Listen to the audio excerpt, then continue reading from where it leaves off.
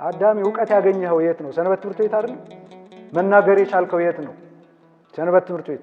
ድምጽ የተሞረደው የት ነው? ሰንበት ትምህርት ቤት። መጻፍ የቻልከው የት ነው? የት ባገኘኸው ጸጋ ነው? ሰንበት ትምህርት ቤት። በቃ ከሰንበት ትምህርት ቤት ውጪ እኛ ምንድን ነን? ምንም እኮ አይደለን።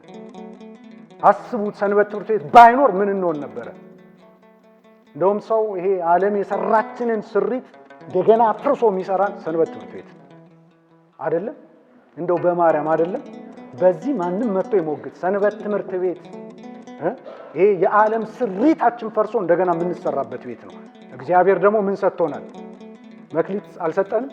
ስለዚህ በኋላ የምናየዋለን። መክሊታችሁን ሳትሰጡ እንዳትሞቱ ጥያቄ አለ። ማቴዎስ ምዕራፍ 25 ላይ ገብርኄር ገብረ ሐካይ አስታወሳችኋቸው? ባለ 5 ባለ 2 ባለ 1 የተሰጣቸው ታሪኩን ታውቁታላችሁን? ያልተርክም። ባለ አንዱ ወግድልኝ የተባለው ምን ሳያደርግ ሞቶ ነው? ሳይሰጥ ቀብሮ።